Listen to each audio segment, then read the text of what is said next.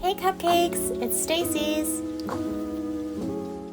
Welcome to Storytime with Stacy, where we take some magical lore from the Bunny Kingdom and do a drawing to go along with it. Today we have a very special story about Dorothy's Diner, and I'm really excited for it, so I hope you all like it. If you're having a good time, give us a subscribe and a like below. It really does help. So without further ado, let's get into it. This story is called A Taste of the Impossible. Dorothy's Diner is a one-of-a-kind establishment located in the Monoceros Galaxy, sometimes informally referred to as the Unicorn Galaxy. The diner floats through space, constantly changing location. All types of alien species come from every corner of the solar system to eat unusual food and enjoy the homey atmosphere. The diner has a vintage American aesthetic and a futuristic flair. The diner is decorated with neon lights, chrome accents, and fun signed posters depicting famous alien actors who have eaten at the diner, like Ted Spatula, the woolly muscle man who starred in the feature VR production 1,000 Light Years from Home. The floors are made of a shiny material that resembles linoleum with a checkerboard pattern, and the walls are adorned with space-themed murals and fun holographic projections. The diner is quite large, with a spacious interior. The seating area is comfortable and inviting, with booths and tables perfect for groups of all sizes. As Akira walks through the diner, the upbeat rhythm of Fly Me to the Moon by Frank Sinatra fills the air. The song is coming from the jukebox in the corner, a shiny silver and chrome machine flashing colorful lights that dance along to the beat of the music. The jukebox is old-fashioned model, with a glass top displaying the record selections inside. It stands tall and proud, a nostalgic touch in an otherwise futuristic diner. From the diner's main hall, you can see a beautiful view of outer space and the stars and planets passing through the large windows. The diner is equipped with a state-of-the-art kitchen where the food is prepared and served by a team of the most skilled chefs from all across the different planets in the galaxy. The staff are dressed in nostalgic uniforms of light blue dresses and jumpsuits with white collars and handwritten name tags. Dorothy's Diner has a long reputation of having the best home cooking for any species imaginable. As Akira greets her customers, she cannot help but feel a sense of wonder and awe. She loves working at the diner. It's like nothing she's ever experienced before. The diner is a melting pot of new alien species, all looking for a taste of something new and unusual. There are always surprises around every corner, and she loves it. Welcome to Dorothy's Diner, Akira says with a smile as she leads her customers to the table. We're so glad you could come join us today. Our specials are evil eyeball spaghetti, octopi, and magical stardust milkshakes, which will blow your socks off. The customers look around wondrously, taking in the sights and sounds of the diner. Akira wears one of the blue jumpsuits that complements her short silvery haircut and dark blue metallic lipstick. Her nose ring and lip piercings sparkle in the light as she zaps around the dining room on her rocket skates. Wow, this place is incredible, one of the customers exclaimed. I've never seen anything like it. Thank you, Akira replies. We're so proud of our unique and special diner. Our owner, Dorothy, has worked hard to create a truly magical and wondrous experience for our customers. Akira is in the middle of taking an order when she notices two customers walk in. At first, she doesn't think much of it, but as they approach the counter, she realizes that they're not just any customers. They are the elite, highly respected alien food critics Vance and Vance from a distant planet known for their discerning palates and harsh critiques. Vance and Vance are tall and mysterious figures with skin that glows a deep purple color. They have elongated heads with large expressive eyes that seem to take everything in around them. They are dressed in long flowing robes with a shimmery iridescent fabric. They move with a grace and poise that is both intimidating and captivating. As they approach the counter, Akira can feel her heart racing. She's heard of these critics, and she knows that they have the power to make or break a restaurant. She takes a deep breath and tries to calm her nerves. The critics look at her with their peering gaze, and Akira feels a sense of unease. She's unsure if they're impressed or not, but she knows that she has to make a good impression now. Welcome to Dorothy's Diner, Akira says, trying to keep her voice steady. Would you like a table for two? The critics look at each other and then back at Akira. We're here to review your establishment, one of them says in a deep, rumbling voice. Akira struggles not to stumble on her words. She can feel the pressure building and she takes a deep breath and tries to stay calm. Of course, Akira says, trying to sound confident. Please let me show you to your table. As Akira leads the critics to their table, she can feel their eyes on her every move. She knows that she has to be perfect, and she can't make one mistake. She can hear her heart pounding in her chest, and she knows that as she serves them, she has to be on her game. Every moment, every word, every detail has to be perfect. She uses her communication necklace embedded with a magical alien eye to communicate with them and understand their native dialects. As she takes their order, she makes sure to pay extra attention and get every detail down perfectly. Akira takes their orders and heads to the back to give it to the kitchen. As she walks, she can feel her blood pumping in her ears. If she can impress these critics, she can save the diner from reputational destruction.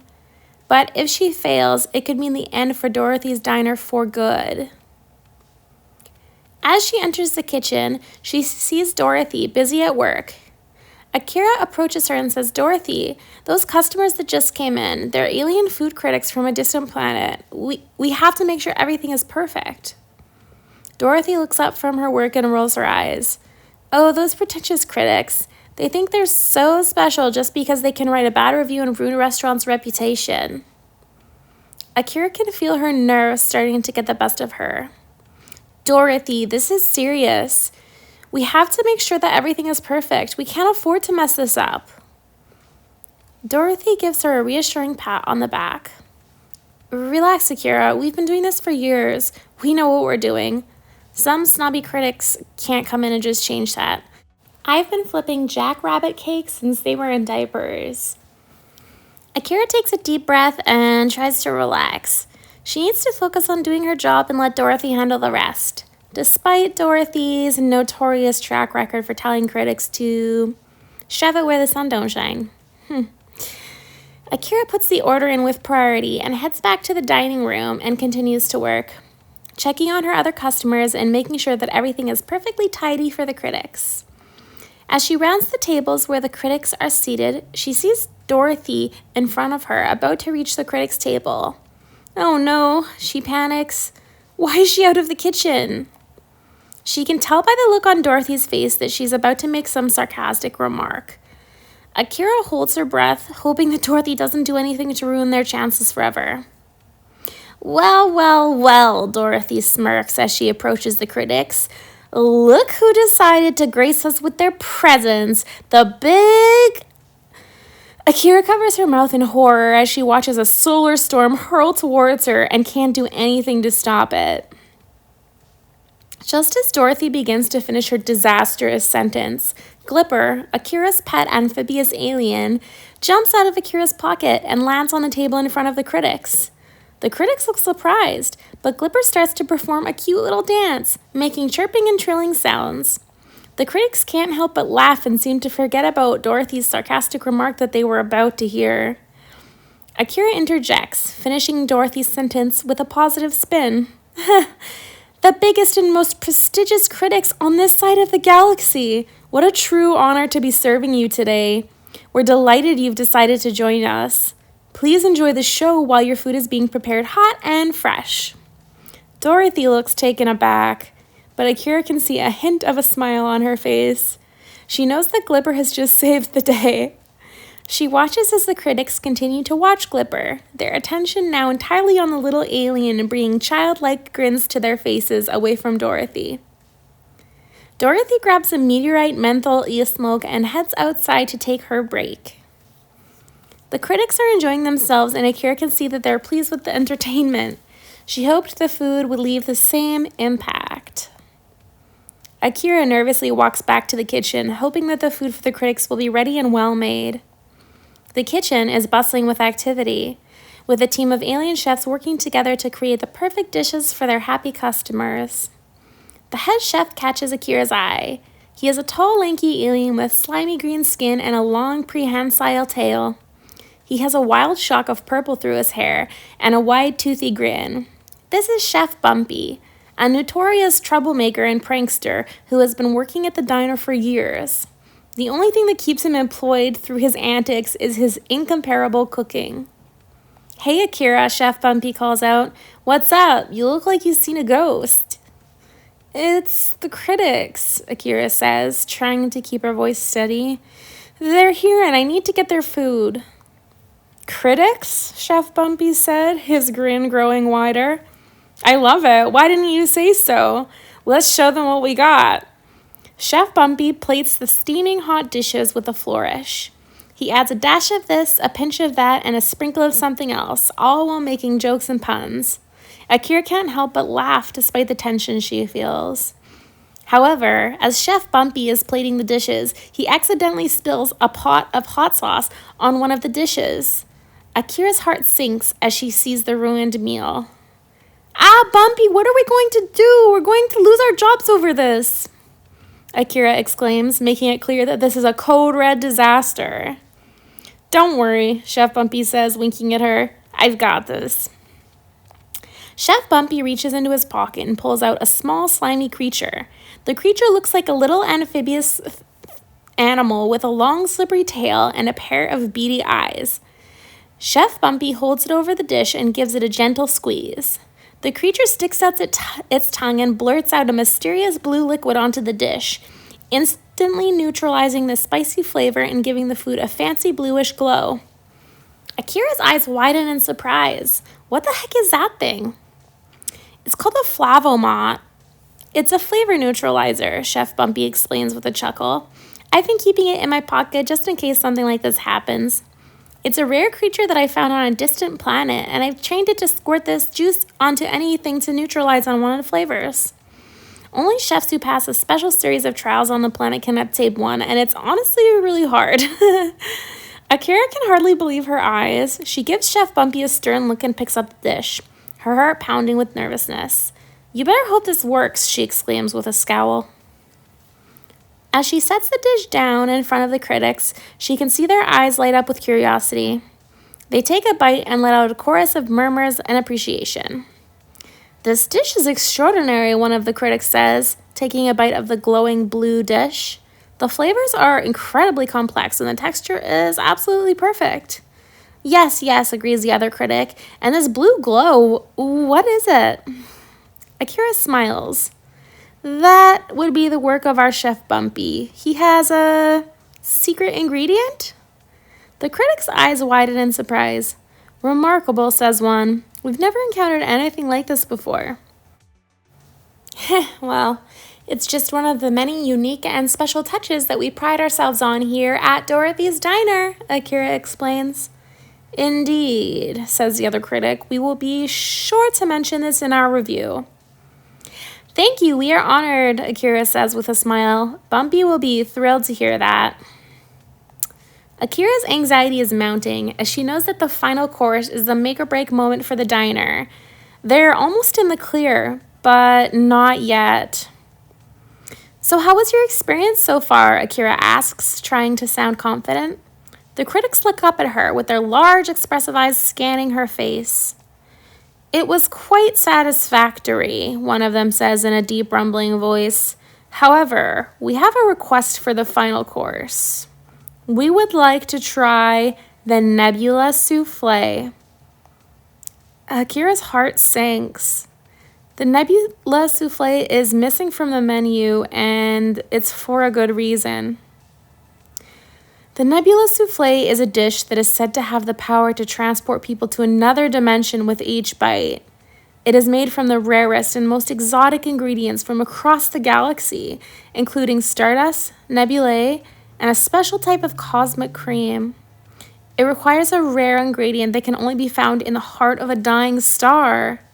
When preparing the dish, it is said to be so temperamental that even one nanoparticle of pressure change within the oven can destroy the dish instantly. The dish is also said to have a unique magical effect on those who eat it, allowing them to experience a different reality and see things in a whole new light. Some even say that it can grant temporary psychic abilities and heightened senses, allowing the diner to see and taste things beyond this world. However, few know the truth because the souffle is extremely difficult to make and requires a great deal of skill, knowledge, and patience to prepare. It is so rare that only a few chefs in the whole galaxy have ever even had the chance to try the recipe, let alone master it. I'm sorry, Akira says, trying to hide her disappointment. The Nebula Souffle is an off-menu item that we don't serve here. Can I recommend the Cosmic Crisp Apple Pie? It's our specialty. The critics look at each other and then back at Akira.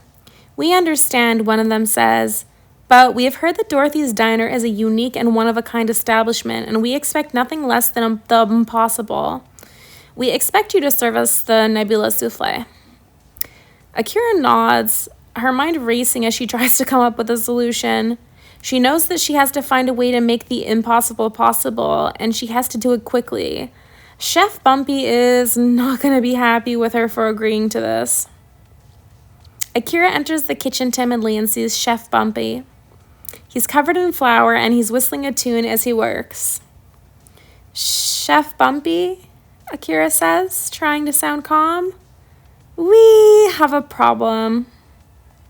Chef Bumpy looks up, his eyes twinkling with amusement. What's the matter, Akira? Are the critics giving you trouble again? Akira takes a deep breath and tries to steady her nerves. The critics have asked for the impossible. They've asked for a Nebula Souffle. Chef Bumpy's expression changes, and he looks at Akira with a mixture of surprise and grave concern. Nebula Souffle, are you sure? Akira nods. I'm sure.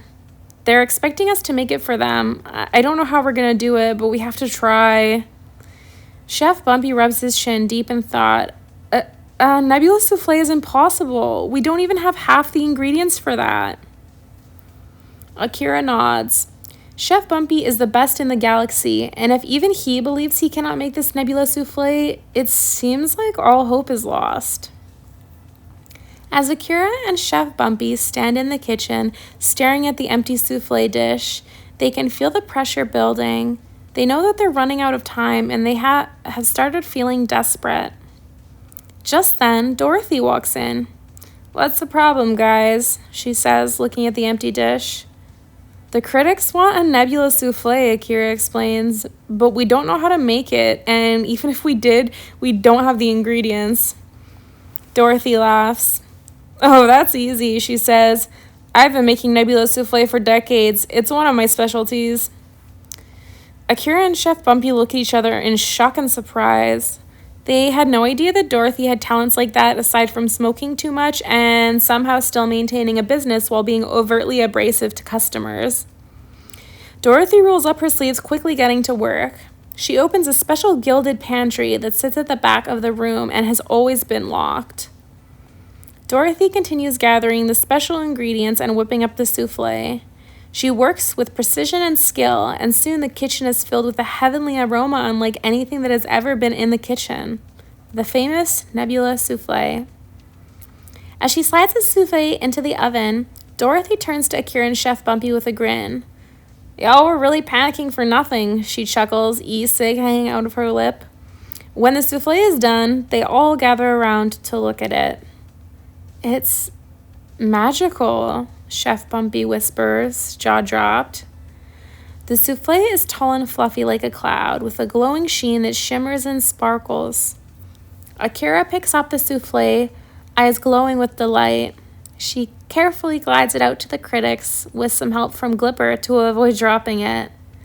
The critics take one look at the souffle, and their eyes light up. As Akira sets the dish down in front of them, she can see the look of surprise and delight on their faces. The souffle is a beautiful, ethereal color of soft, shiny pastels and whites, and it gives off a soft, glowing light from its core. It's presented in a delicate glass dome that is lifted off by Akira to reveal a fluffy and airy souffle that sparkles and jiggles like it's weightless. This is the Nebula Souffle, Akira explains. It's made from the rarest of ingredients and requires a delicate and precise cooking technique to prepare. It is the dish that almost no one in the galaxy can make. Almost no one. This is incredible, one of them says. I've never seen anything like it. I didn't think you would be able to... The other critic nods in agreement as his sentence trails off, mesmerized by the swirly, fluffy glow. This is truly a masterpiece, he says.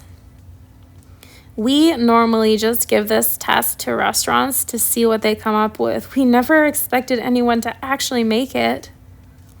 As the critics take their first bites, they close their eyes in pleasure.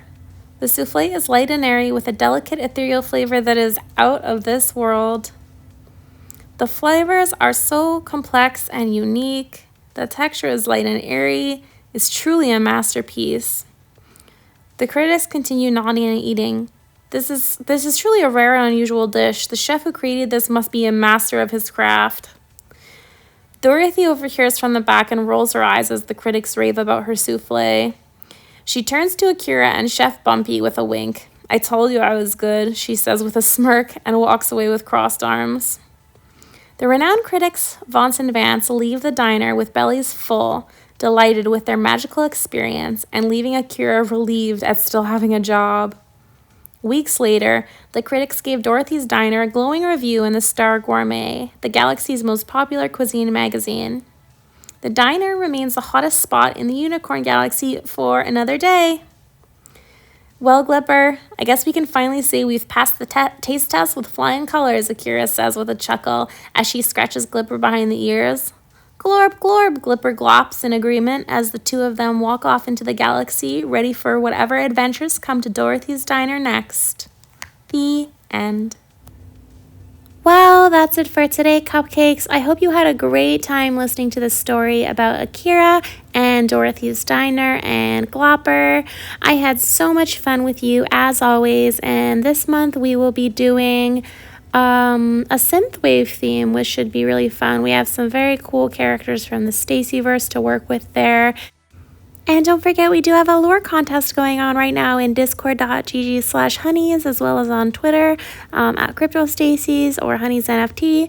So we'd love for you to write your lore about the Bunny Kingdom and leave your mark. And yeah, if you had a good time, most importantly, leave a like, leave a subscribe, and tell me what you thought of the story in the comments below. I'd love to hear which of the characters are end up being your favorite and which people you want to hear more stories about and stuff like that, or if you have any suggestions, because the most important thing is that you have a fun time.